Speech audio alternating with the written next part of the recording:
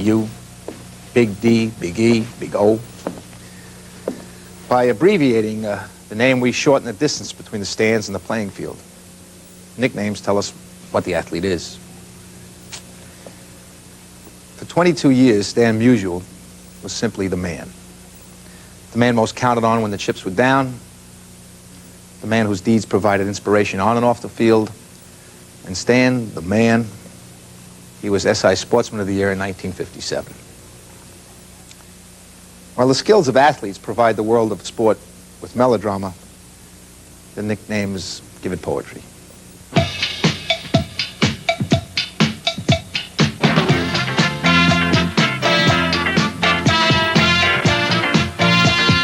On the hardwood floor at LSU, he worked his magical feats.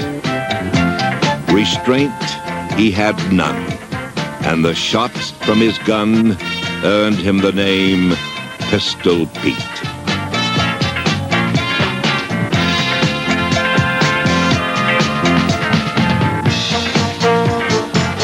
His rocket right arm could launch the ball as far as his flankers could go.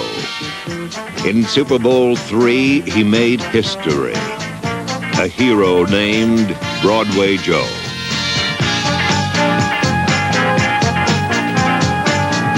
A brawler he wasn't, a stylist he was, and he punched in dazzling array. Men fell to defeat from flurries so sweet that the fighter became Sugar Ray. In the pressure-packed hours of the 77 series, his name they yelled over and over.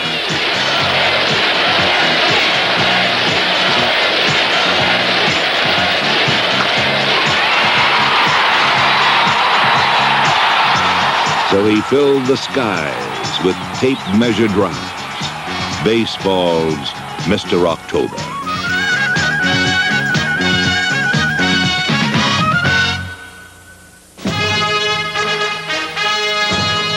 Among the many coaches in this world of sports, whose players earn the nation's esteem, none could lay claim to more stature and fame than those from America's team.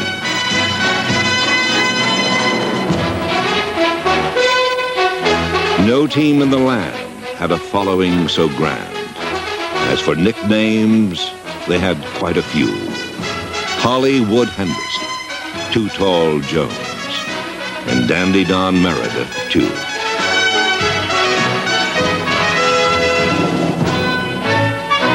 In the Tokyo Olympics in the 100-yard dash, he won the gold medal in a blaze. The fastest man on earth, he was called. On the Cowboys, he was Bullet Bob Hayes.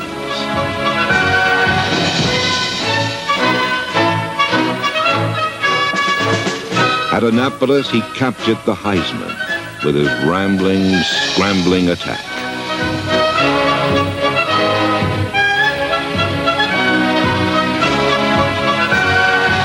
But as quarterback supreme of America's team, he was pro football's Captain Comeback. He drops, he looks long, he pumps and throws a home run ball. Drew Pearson's going for it.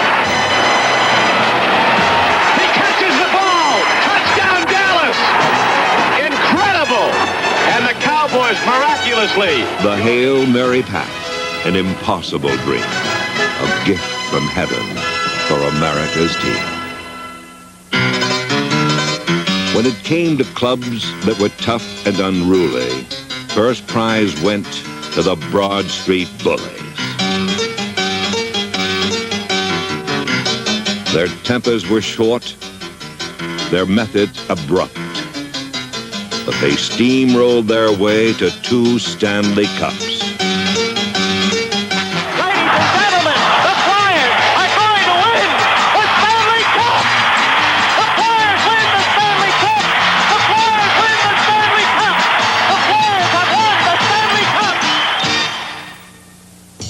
Julius Winfield Irving, alias Dr. J, Nobody stuffs it better in all the NBA.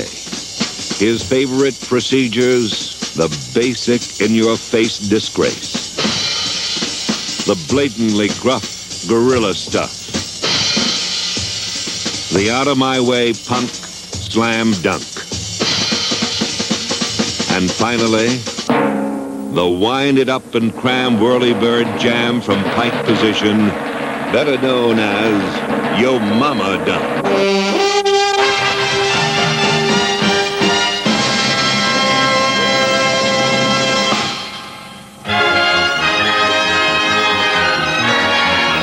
His muscular strokes were the best in the game, and his appeal was sometimes alarming.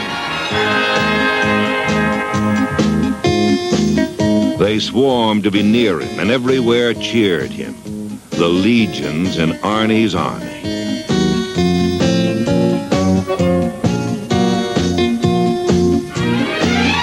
The Brockton blockbuster could take a man out with power that made heads roll.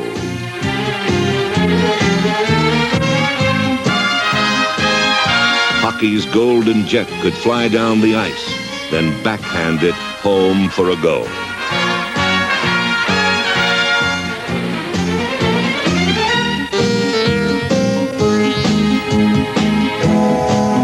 The splendid Splinter could stroke the ball out. The Say Hey Kid had style. The Ice Maiden won with her two-fisted backhand.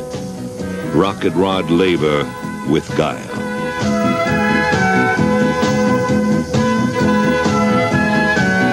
But of all the many nicknames imaginations turned loose, none moved more beautifully than the man called the Juice.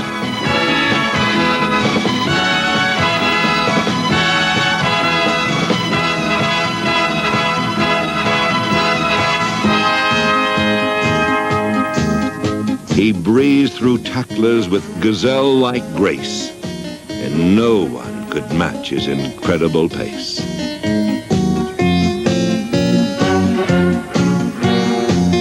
And now it's for the 2000 boys. In 1973, on a snowy day in December, O.J. Simpson gave us all a record we'll long remember. O.J. running left. There it is. They did it. I just wonder if the three of us at this moment fully realize what it has been our great privilege to watch O.J. Simpson run for 2,000 yards in one season. Victory is the goal of all athletes, but the very nature of the contest ordains that only one can win. And winners can be separated from losers by the barest of margins. The length of outstretched fingers reaching for a forward pass, the long drive that just clears the fence, the leg that just ticks the high hurdle. You take two individuals or two teams equally determined to win, and you have the essence of a contest. The 1975 World Series featured a classic contest between the Boston Red Sox and the Cincinnati Reds, two fiercely competitive teams who may have produced the greatest World Series in baseball history. But the Reds had a slight edge. His name? Pete Rose. And he was SI's Sportsman of the Year for 1975. Rose sparked a battle that highlighted the many facets that define a contest. The 1975 World Series produced a galaxy of stars, but none shone brighter than Pete Rose, who led the Reds to a championship and was named the most valuable player. The series was a gourmet feast with one delight coming after another, each one a little better than the last.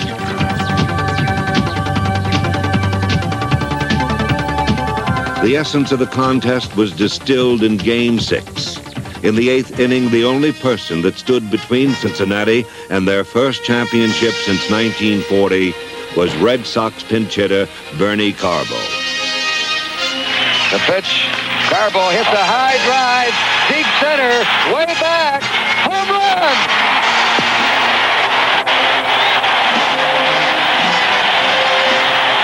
Bernie Carbo has hit his second pitch in home run of the series. It came with 2 outs. And the Red Sox have tied it 6-6. Carbo's home run was the springboard for the series' most dramatic moment. In the 12th inning at 12:34 in the morning, Carlton Fisk launched a shot as regal as his name. Delivery to Fisk. He swings, long drive, left field. If it stays fair, it's gone. Home run! And the series is tied 3 games apiece. Carlton Fisk hit a 1-0 pitch. They're jamming out on the field. His teammates are waiting for him. What a game. This is one of the greatest World Series games of all time. In 1958, one game between the Colts and Giants turned all America onto pro football. 25-year-old Johnny Unitas, just 2 years removed from the Sandlots, orchestrated a final march in sudden death that was studied and written about for months and even years afterwards.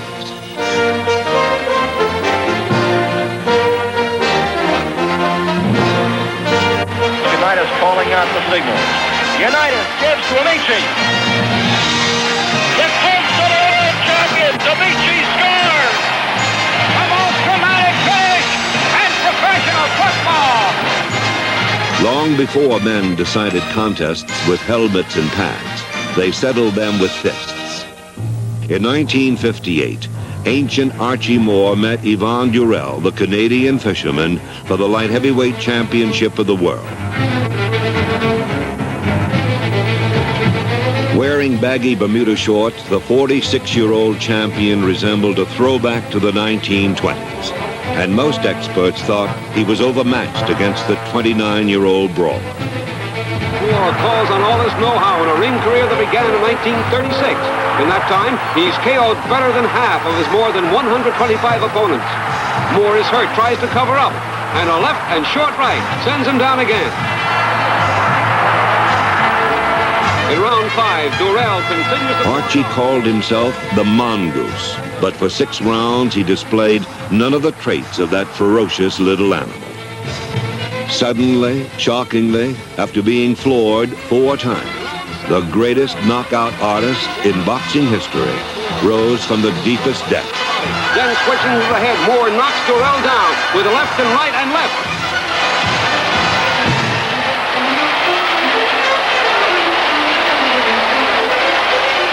In round 10, the tide is changed. Moore in command.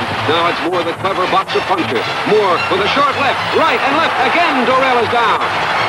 In round 11, light heavyweight champion Moore gets home again with a left, right, left, and defeats Yvon Durell, coming far behind, almost out in round 1 to do it. As Moore would remark after the fight, this was my finest hour.